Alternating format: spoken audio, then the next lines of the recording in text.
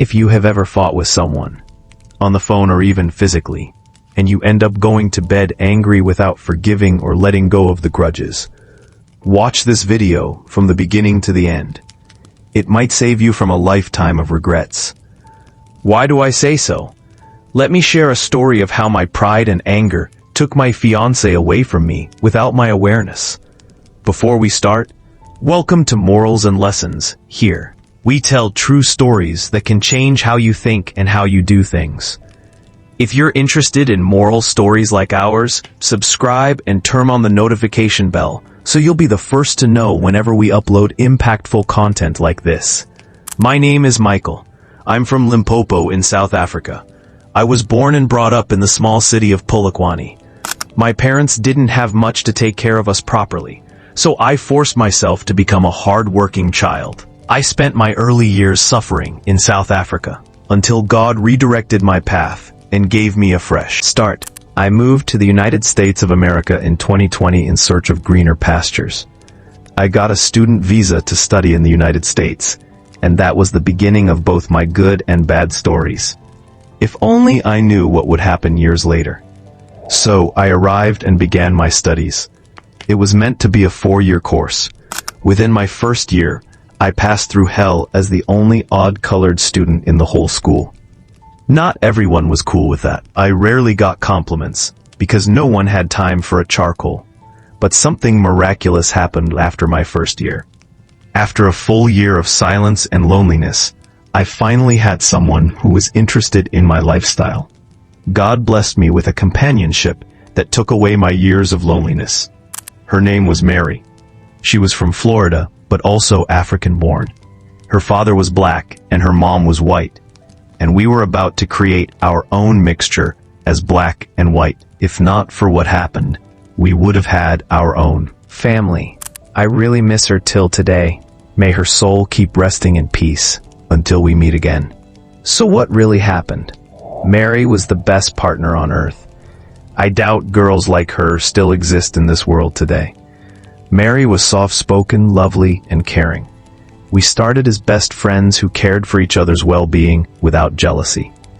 If only I knew that a relationship can cost a lot, we would have left our friendship untouched. Sometimes, keeping a genuine friendship is better than dating that friend. Please, not everyone should be dated. Don't be foolish like me. Mary and I always had quarrels and misunderstandings from time to time, but we always found our way back to peace. People say that any relationship without fights is a dead one. Well, that's not always true, because everything happened that night after a fight.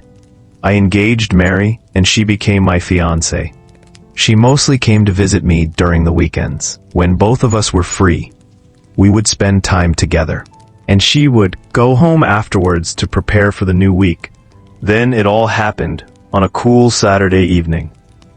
She came to visit me to say she was sorry for a misunderstanding we had on the phone about her best friend who was a male. I guess I was jealous, and that jealousy cost me my love and wife-to-be. She came to beg me to forgive her. I was very angry, so I ignored her tears and her pleas. I was hardened and wanted to end the relationship. When she saw I wasn't responding, she went to the bed to lie down, crying deeply, but I ignored her because of anger. When it was getting late, I woke her up so she could leave. When she got up, she refused to go. She begged me to let her stay, but I refused and kicked her out.